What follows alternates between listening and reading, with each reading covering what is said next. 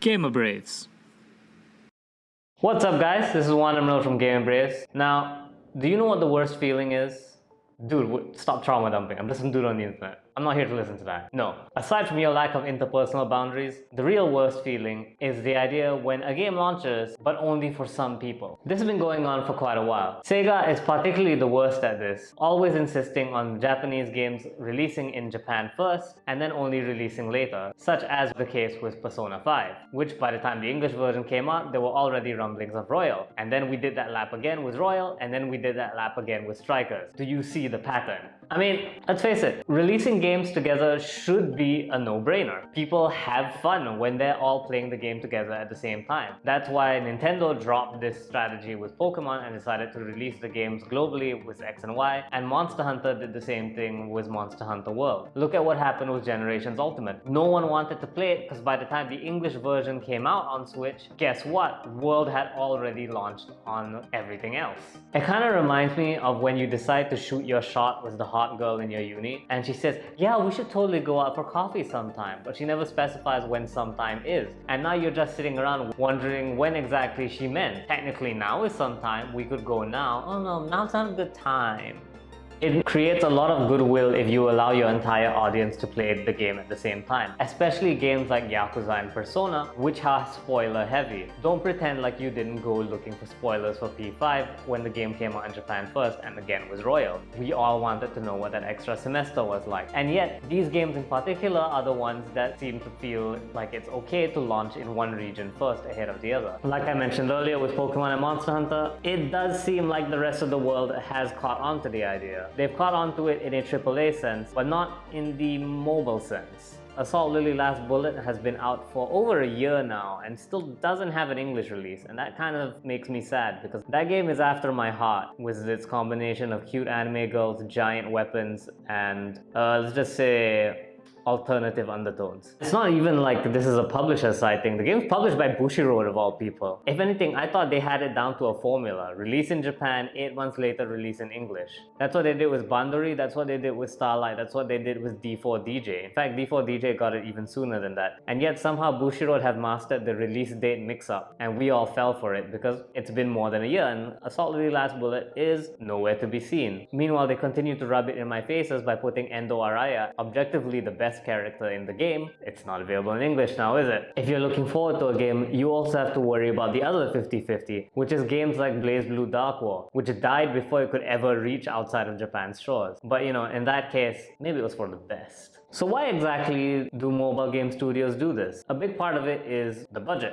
Making a Japanese game in English is a lot harder than just pointing your phone camera down at every single piece of Japanese text and copy-pasting whatever comes out. There's a reason why it has its own fancy name, localization. And I just want to take a quick moment to shout out any of my friends who are currently in localization because you guys are the real MVPs. The idea of localization is not just translating something from Japanese to English, it's making sure that the translation works and changing it to something that has a similar effect if it doesn't. Localization is behind some of the greatest things you know in games, such as the meow puns in Monster Hunter, where the palicos in the Japanese version simply say nia, but because the English world doesn't really recognize nia as a sound associated with cats, instead they replaced it with meow puns, where you have things like meow's killer chef, you know, meow. On top of that, you get to sneak in English-only in-jokes. One of my favorites is in Resident Evil Village, where in the Japanese version, a boss calls Chris Redfield a gorilla, which is, you know, a very Japanese insult to mean he's more muscle than brain. But in the English version, they call him a boulder punching asshole, which is a reference to Resident Evil 5. It's an important thing, is the idea of making your game not feel like it was translated from Japanese. When you find out that there's a Japanese dub, you go, oh my god, I didn't realize, because the localization team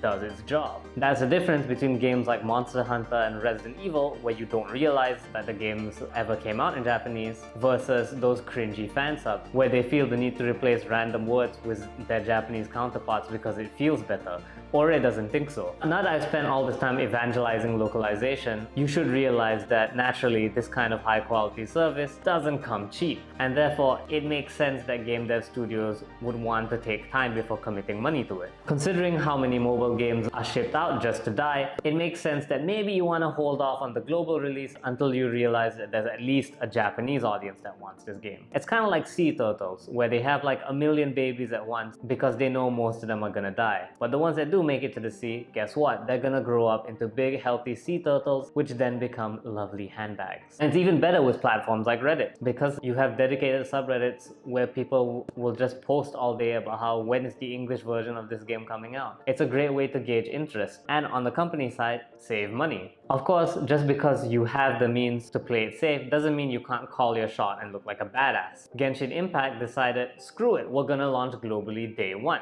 Not only are they going to do that day one, but they're going to do that with what can only be described as a metric crap ton of supported written languages and multiple dubs across Japanese, Chinese, English, and Korean.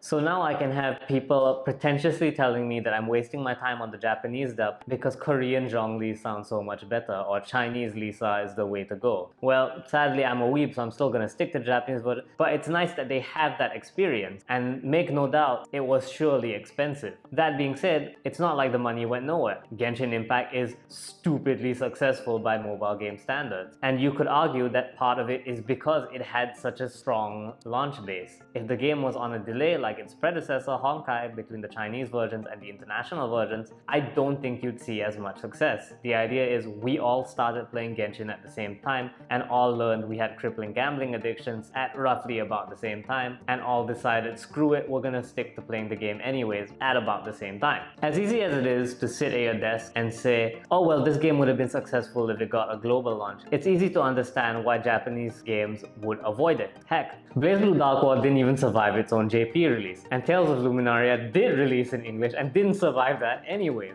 Imagine how you must feel being the guy who backed to release that game in English only for it to die because no one wanted to play it. The culture behind developing mobile games is a numbers game at best, because it's better to just keep launching new games and find the one that works and abandon it when it doesn't work. Genshin is an outlier because it treated its launch like a console game, because it launched on consoles, and as a result had a much bigger target it wanted to hit, and therefore needed a much loftier strategy to hit it. And guess what? I don't think anyone would disagree that whatever goals they set, they probably hit. Meanwhile, in console land, it's easy to see why more and more Japanese games are going with the global release date. It works, people like the games, and it always ends up with praise rather than derision. The fact that SMT5 managed to secure a global launch date gives me some hope that maybe Sega is ready to put this chapter of their lives behind them. Now, as for the next step, maybe they could also fix their streaming guidelines so that more people can, stream these games and get even more people to play them. But, I'm an optimist at heart. Who knows? This has been Wondermill from GamerBraze, and remember, Arc System Works somehow developed a BlazBlue mobile game and decided it should be a Fate clone rather than, a fighting game. So if you think you're having a stupid idea, just remember that that's already happened and people have already lost money over it. Take care, guys. Hey there! Thank you so much for watching our videos. Don't forget to give us a subscribe if you'd like to see more, and like so we know what kind of content you want to see. Got suggestions for new content? Let us know in the comments below too. Thank you so much again for watching. Take care, dudes.